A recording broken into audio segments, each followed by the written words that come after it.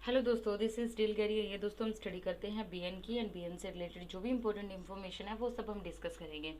सबसे पहले हम देखते हैं डेली टाइम फ्रेम पे। डेली टाइम फ्रेम पे देखिए कि जो हम कंटिन्यू ट्रेंड देख रहे हैं वो कंटिन्यू हमारा डाउन ट्रेंड है। यहाँ देखिए कि कोई भी जो स्विंग है उसने प्रीवियस वाले स्विंग को यहाँ पे क्रॉस नहीं किया। हर एक जो स्विंग है यहाँ पे लो बना हुआ है। एंड अगर हम बात करते हैं आज की लेटेस्ट की जो हमारी कैंडल बनी हुई है, उस कैंडल को देखिए। उस कैंडल ने काफ़ी अच्छी रिकवरी की है। That's a great point. हमारा जो कल डिस्कशन रहा था उसके अकॉर्डिंग काफ़ी अच्छा हमें यहाँ पे देखने को मिला। बट हम कंटिन्यू ये देख रहे हैं कि मार्केट इसी रेंज के अंदर ही मूवमेंट कर रही है। जब भी मार्केट इस रेंज को क्रॉस करेगी डाउन या अप साइड में, तब हमें बहुत अच्छा मूव देखने को मिलेगा। अब हम चलते हैं 1 आवर टाइम फ्रेम पे, क्योंकि हमें हर एक टाइम फ्रेम पे चार्ट को देखना बहुत ज़्यादा ज़रूरी है। यहाँ पे भी जो हम पॉइंट नोट कर रहे हैं वो ये है कि मार्केट यहाँ पे देखिए कंटिन्यू डाउन है। दैट वे इस तरीके से जब मार्केट कंटिन्यू डाउन है और अगर हम एक ट्रेंड लाइन ड्रॉ करते हैं तो हमें पता चलता है एक अप टू डाउन साइड के लिए। एंड ये देखिए इसी रेंज के बीच में ही मार्केट मूव कर रही है। इट मे बी पॉसिबल कि मार्केट इसको टच करने के बाद वापस डाउन आए, फिर अप जाए, फिर down.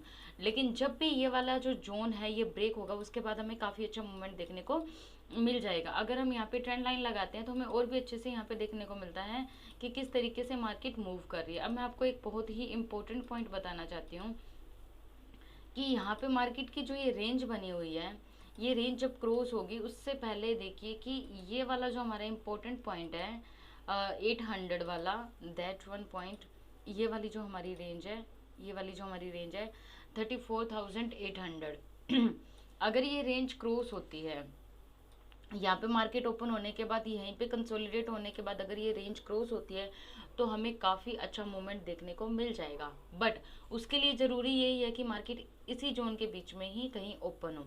It may be possible कि अगर मार्केट गैप अप ओपन होती है, कल के लिए है। फर्स्ट पॉइंट ये है कि अगर मार्केट इसी जोन के बीच में ओपन होकर कंसोलिडेट होकर अप या डाउन साइड जिस तरफ पिछाएगी हमें काफ़ी अच्छा मूव मिल जाएगा। अब सेकंड पॉइंट कि अगर गैप अप मार्केट ओपन होती है, इट मीन्स कि बायर्स जो हैं वो काफ़ी ज़्यादा हैवी हैं, उन्होंने गैप अप मार्केट ओपन किए, तो वहाँ पे हमें डाउन साइड का एक मूव देखने को मिल जाएगा, क्योंकि कंटिन्यू यहाँ पे अप साइड में ही मार्केट जा रही है। तो इट मे बी पॉसिबल कि इसी पॉइंट से हमें डाउन साइड का मूव यहाँ पे देखने को मिले। अब हम इसको और अच्छे से देखने के लिए हम चलते हैं 15 मिनट के टाइम फ्रेम पे, क्योंकि हमें इंट्राडे में ट्रेड करनी है। तो इंट्राडे में ट्रेड करने के लिए जो हमारा चार्ट देखने का नज़रिया है वो भी इसी टाइम फ्रेम पे होना चाहिए, ताकि हम काफ़ी अच्छे से इसे समझ सकें। एंड हमने यहाँ पे लिया है ट्रेंड लाइन। ट्रेंड लाइन को हम यहाँ पे ड्रॉ करेंगे, एक हम हॉरिजॉन्टल लाइन को ड्रॉ करेंगे इस पॉइंट को, क्योंकि ये इम्पोर्टेंट पॉइंट है। एंड ये हमारी आज की क्लोजिंग होगी। अब मार्केट में आज दो काफ़ी अच्छे मूव देखने को मिले थे, उस दोनों मूव को भी हम देख लेते हैं।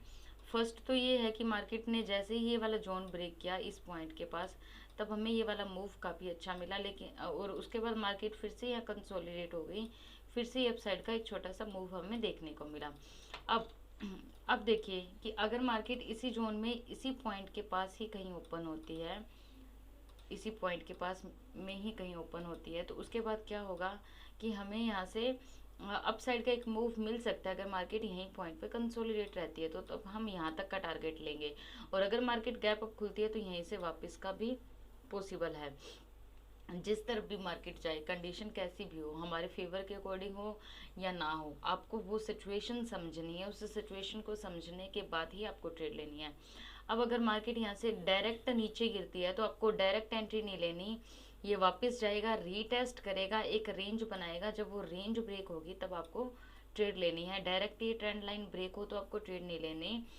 डाउन आने के बाद दोबारा रीटेस्ट करने के बाद जब दोबारा फिर से डाउन आएगा तभी ही आपको ट्रेड लेनी है। अब हमने क्या क्या पॉइंट्स डिस्कस किए मैं आपको सब यहाँ पे रिव्यू कर रही हूँ। डेली टाइम फ्रेम पे हम ये देख रहे हैं कि मार्केट डाउन ट्रेंड के अंदर है, कोई भी प्रीवियस वाला स्विंग यहाँ पे ब्रेक नहीं हो रहा। उसके बाद हमने 1 आवर टाइम फ्रेम पे देखा तो हमने ये देखा है कि इस तरीके की एक रेंज बनी हुई है। इस रेंज के बीच में जो इतना इतना जोन है, ये वाले जो स्विंग है, ये वाले जब निकलेंगे तभी ही हमें एक अच्छा मूव देखने को मिल जाएगा। उसके बाद हमने बात की है कि यहाँ पे जो हमारी रेंज बनी हुई है इस तरीके से, अगर मार्केट उसी जोन के बीच में ओपन होकर अप या डाउन साइड जिस तरफ का भी मूव करती है हम लेने के लिए तैयार हैं। बट उसके लिए ज़रूरी है कि पहले यहाँ पे मार्केट कंसोलिडेट होकर निकले। अगर डायरेक्ट ही अप या डाउन साइड का मूव करती है, तो वहाँ पे जब वो रीटेस्ट करने के बाद, सस्टेन करने के बाद दोबारा एक अच्छी रेंज बनाती है, तभी आप ट्रेड ले। अगर आप एक्सपर्ट हैं तो आप अपने हिसाब से कहीं पे भी ट्रेड ले सकते हैं, लेकिन अगर आप बिगनर हैं तो आपके लिए ज़रूरी है कि जब मार्केट कंसोलिडेट करे उसके बाद ही आप ट्रेड लीजिएगा। अब एक पॉइंट ये भी पॉसिबल है कि मार्केट गैप अप ओपन हो। गैप अप ओपन होने के बाद यहाँ पे आपको ऐसा दिख सकता है कि बायर्स ने अपना प्रॉफिट बुक कर लिया एंड मार्केट नीचे आ रही है। इट मे बी पॉसिबल कि इसी रेंज के बीच में मार्केट यहाँ पे गैप डाउन में खुले। अगर गैप डाउन में खुलती है तो वहाँ कंडीशन सब चेंज हो जाएगी। हम एक रेंज का वेट करेंगे, जब वो रेंज बनेगी, वो रेंज ब्रेक होगी, तभी ही हम ट्रेड लेंगे। अब मैं आपको कुछ एक 2-3 पॉइंट्स माइंडसेट से रिलेटेड बताना चाहती हूँ। देखिए दोस्तों, मार्केट की जो स्पेशलिस्ट जो एक स्पेशल थिंग है वो ये है कि मार्केट जब भी आपको एक अच्छी ट्रेड देती है उससे पहले वो कंसोलिडेट जरूर होती है। आपको पेशेंसफुली इस रेंज का वेट करना होगा। मार्केट एक पैटर्न जरूर बनाती है, आपको उस पैटर्न का वेट करना होगा कि मार्केट में फ़िलहाल क्या पैटर्न बना हुआ है। आप खुद से ट्रेड मत बनाइए, जब मार्केट आपको ट्रेड देती है आप तभी ही ट्रेड लें। अगर आप खुद का ट्रेड बनाएंगे तो फंसे ही फंसेंगे। अब देखिए, मैं आपको एक छोटा सा एग्जांपल देती हूँ यहाँ पे कि मार्केट ने ट्रेड दी है आपको 2, आपने खुद ट्रेड बनाई है यहाँ पे 15। एक एग्जांपल दे रही हूँ मैं आपको। अब इस 15 ट्रेड को, जब आप 15 ट्रेड लेते हो तो नेचुरल सी बात है कि उसमें से 3 से 4 ट्रेड आपकी प्रॉफिट की जाए ही जाएंगी। अब बाकी जो 11 आपकी ट्रेड रही हैं वो आपकी लॉस में गई हैं। अब यहाँ पे आपने कितनी ट्रेड ली? 2। जस्ट फॉर एग्जांपल कि मैंने यहाँ पे 2 ट्रेड लिए हैं, आपने यहाँ पे 15 ट्रेड लिए। अब आपकी जो ब्रोकरेज लगेगी वो आपको 15 ट्रेड के हिसाब से लगेगी। मुझे जो ब्रोकरेज लगेगी मुझे सिर्फ लगेगी 2 ट्रेड के हिसाब से। तो हम दोनों में से प्रॉफिटेबल ए पर्सन मीन्स मैं रही। आप यहाँ पे लॉस में रहोगे, रीज़न ये कि आपकी 11 ट्रेड ऑलरेडी लॉस में। अगर 11 में से आपकी 5 ट्रेड भी लॉस में है ना, और अगर आपका लॉस बड़ा है और आपकी 10 ट्रेड ठीक है बट आपने प्रॉफिट कम बुक किया है, तो भी यहाँ पे आप माइनस में ही रहोगे, क्योंकि आपको 15 ट्रेड की ब्रोकरेज भी देनी है। तो अगर आप एक्स्ट्रा ट्रेड ले रहे हो, means extra in the sense कि बहुत ज़्यादा ट्रेड ले रहे हो, तो आपका जो एसएल है वो हमेशा प्रॉफिट वाली ट्रेड से कम रहना चाहिए। अगर आप 30 पॉइंट का एसएल दे रहे हैं, इट मीन्स कि आपका प्रॉफिट 60 पॉइंट का होना चाहिए। लेकिन अगर आपका प्रॉफिट 30 पॉइंट का है, आप एसएल 20 पॉइंट का दे रहे हैं, तो भी आप प्रॉफिट में नहीं रहेंगे। हालांकि लॉस 20 पॉइंट का है, अर्न आप 30 पॉइंट कर रहे हो। इसके पीछे रीज़न ये है कि आपको ब्रोकरेज भी देनी है। तो अगर आप ये सारा कुछ दोगे तो आप कुछ कमा नहीं पाओगे, आप इवन पे ही रहोगे। तो जब मार्केट आपको ट्रेड दे, आप सिर्फ तभी लो, खुद से ट्रेड मत बनाएं। अगर आप खुद से ट्रेड बना रहे हैं तो ये चीज़ का ज़रूर ध्यान रखें कि आपकी ट्रेड प्रॉफिटेबल रहे, और जो प्रॉफिट का रेशियो है वो ज़्यादा होना चाहिए, लॉस का कम होना चाहिए।